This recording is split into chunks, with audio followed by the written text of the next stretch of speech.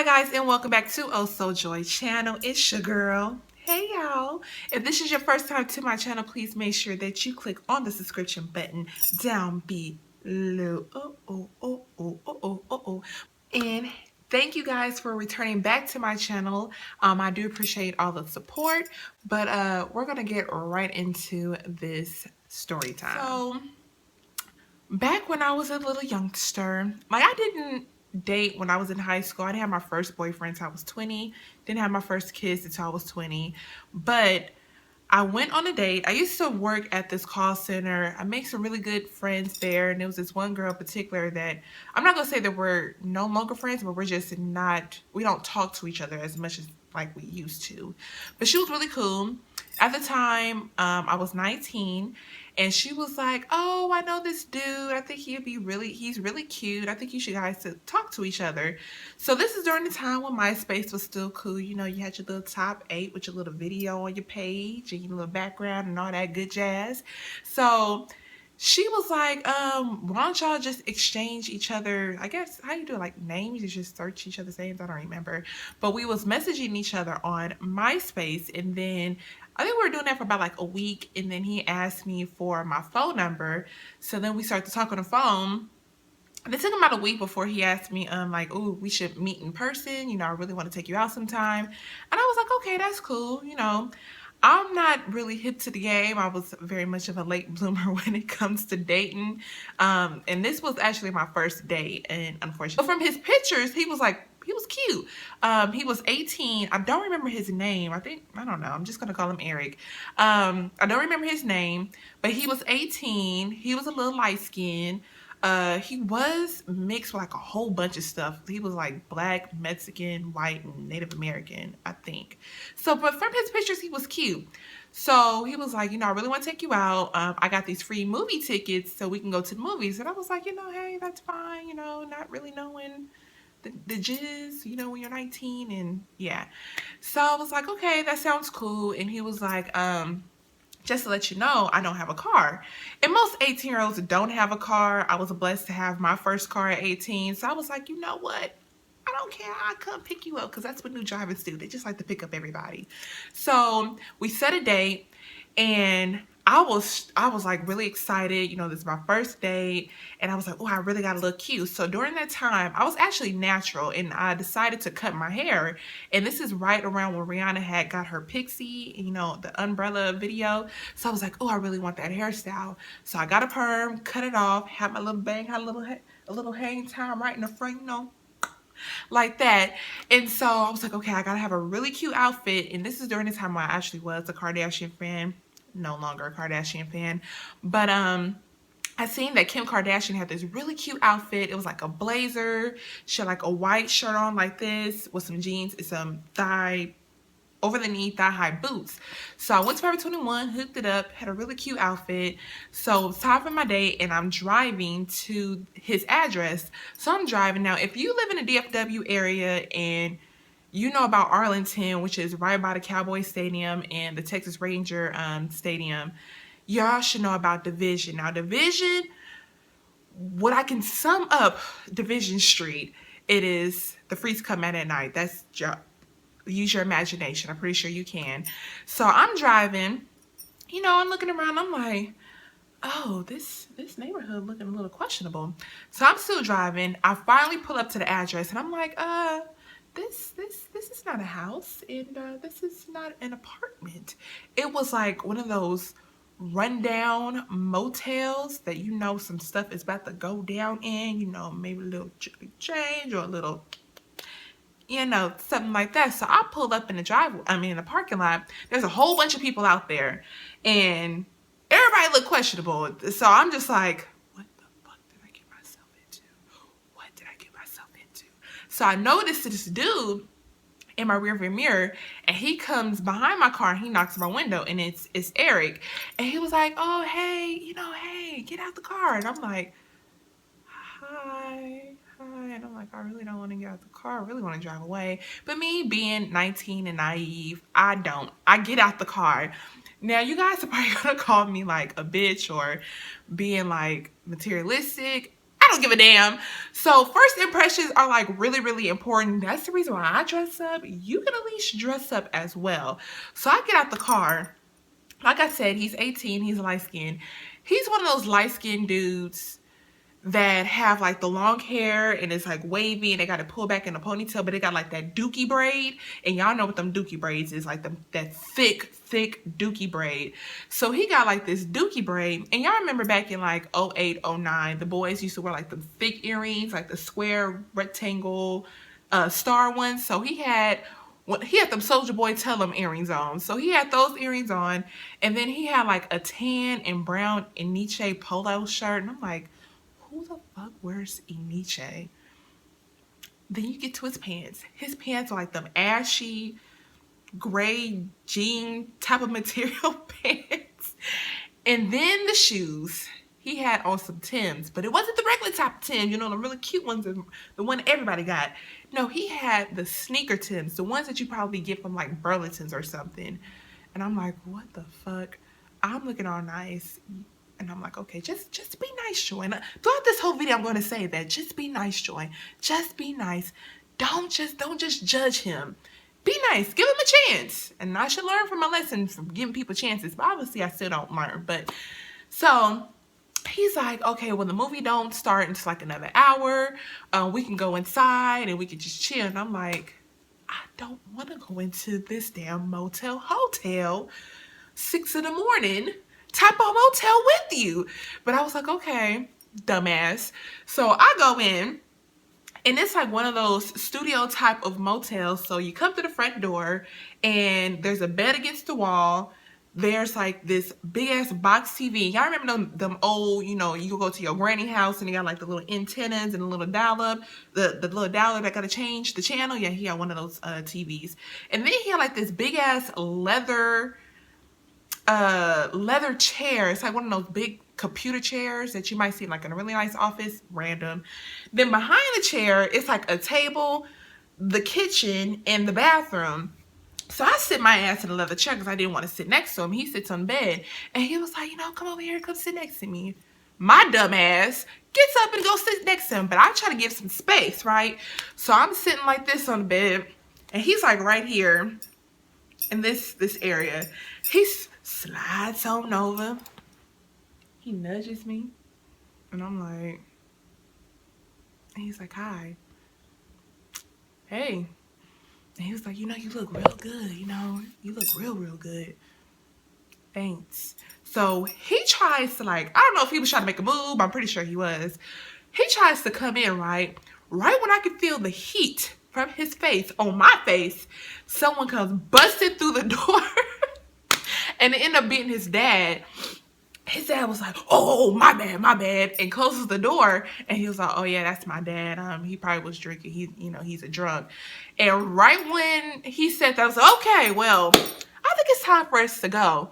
So he was like, oh, you know, but the movie don't start. I was like, yeah, it's time for us to go. He was like, okay, well, there's a park, you know, in the area. We can go walk around the park. And I'm thinking in my head, like, really, dude? I have heels on. Does it really? I don't want to go walking. I wouldn't even want to be here with you. But I was like, oh, okay. Why don't I ever just say what the hell I'm thinking? I didn't. So I was like, oh, okay. So we get in the car. This whole time I'm driving, he is just talking. I don't remember what the hell he was saying. It was going in right in one ear and right on out the other. So we finally get to the park, and we're walking around. And now, I'm trying to give some distance, you know. Bad. Give me 50 feet. This nigga, he holds my hand, not like this, but he wants to lace his fingers with mine. And I'm like, I really don't want to hold your hand. And you know when you really don't want to hold somebody's hand, that this is their hand, this your hand, and they lace it, your hand's like this? Yeah, that's how it was. So we're walking around the park. Again, he's still talking his damn head off. I just tune out. I don't remember. So we get to a pier. And so we're looking over it. It's like this lake or like a pond or something. So we're looking. It would be romantic if I liked him and I was attracted, but I wasn't. And yeah. So this fool, he gets behind me, and I can feel his dick on my ass. Like, I don't want to feel your dick on my ass. Like, really? Like, and then I can feel your hot breath on my neck. Like, no. And he's just steady talking. Again, I don't know what the hell he's talking about. I just remember that he had his dick on my ass. So we finally get to the movies and we go to Movie Tavern. And the Movie Tavern is like the movies where you can actually order like an entree or an appetizer, dessert, and liquor and all that type of stuff. I won't ever go back to Movie Tavern just because of this blind date. So he's like, oh, I used to work here. You know, I was the best server. And I made like this pizza. They put it on the menu and blah, blah, blah. And he was like, on, I think it was like New Year. I think he said like New Year's Eve or something. He was like, oh, New Year's Eve, I got drunk and then they fired me. What? Anywho, so we get inside, we get into our little seats and stuff. So he still knew some of the people that still worked there. And he was like, hey, bro, you know, hook us up with some free drinks. And I'm thinking in my head, like, dude, like, you didn't even pay for anything. But it whatever. So now, most of this day, like I said, I blacked out and it went in one ear and right on out the other. But this conversation, I very much remember. So we're sitting there, remind you that he is still holding my hand. So my hand is like this in the seat. And this is his hand. He's holding my hand. That was really, really irritating. So he go on to say, I don't know how this conversation even led up to what he was about to start talking about. But he go on to say, oh yeah, I used to date this one girl. And, you know, we was fucking. And I nutted in her. This is what I'm doing in my head. I nutted in her and she got pregnant. And, you know, I was working at the airport and I was making money. I was spending like $3,000 on the baby and blah, blah, blah. And then me and the girl got into an argument. And she go on to say that the baby not mine. It's my best friend. And the baby still called me daddy. And I was mad because I used to spend so much money on this kid. And I'm thinking in my head, other than I'm like, what the fuck? What? What? What would you? This is what I'm thinking in my head. But I asked him, I'm like, so how old is this baby? And he was like, oh, the baby 4. And I'm like, you're 18. This is what I said in my head. You're 18, which means that you had this kid at 14. And then I said it out loud. I said, so this happened when you were 14? And he was like, oh, yeah, But, you know, but the baby not mine. And I'm thinking like, so you were making $3,000 and at 14, what sweatshop were you working in? I just said it out loud, kept it to myself. So he go on to say some more stupid shit. So he just digging a grave, even though I already know I'm not going to see him anymore. He was just digging another foot, digging another foot. So he said, oh, you know, I dated this other girl and I nutted in her too, but I didn't get her pregnant. That's not my baby. Why are you even telling me this? I don't get it. I don't get it. So as he started talking, the server dude that he knows comes by again, and he's serving other people, and he's like, "Hey, bro, you know, hook us up with free drinks." He was like, "All right, dude, you know, just calm down. I got you. I got you." And he was like, "All right, all right." So this dumbass, he go on to tell me, he go on to say, "Oh, yeah, I used to rob people." What? What? So he's like, oh yeah, I used to rob people. I got shot at before. I've been in jail. I shot at people.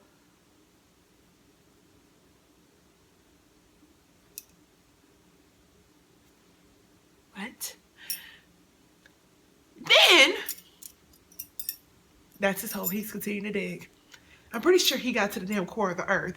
So he says, he says this story about how his mom and his daddy met.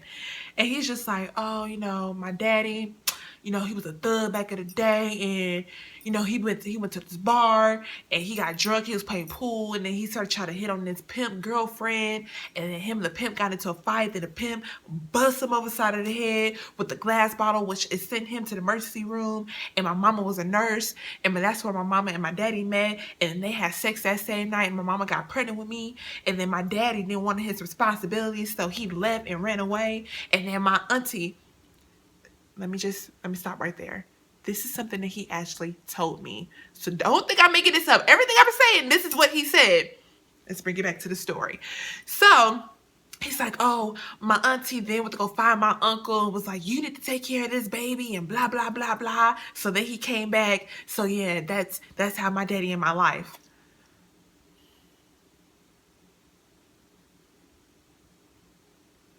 Yes, exactly. So again, this nigga still holding my damn hand. Then he had the nerve to try to touch my thigh. Now, you know how you don't want a dude to touch your thigh, so you gotta just like nudge him off a little bit. So I nudged him off of off my thigh, like, I don't want you to touch my thigh. No, that's no, no. N-O means no.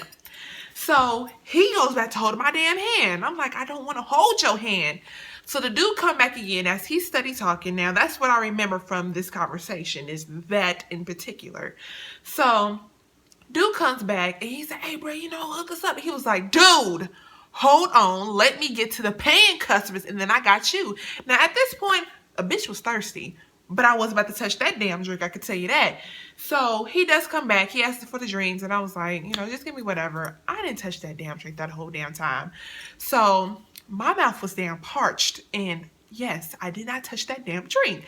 So the movie come on, it's going on. So he finally shuts up after digging himself like deeper, deeper, deeper, deeper, deeper into a hole. He finally shuts up. So he real quiet though. You know how like some people like, oh, you okay? No. So the movie pretty much was almost over with. And I just so happened to remind you, he's holding my hand still. Like, I don't want you to hold my hand.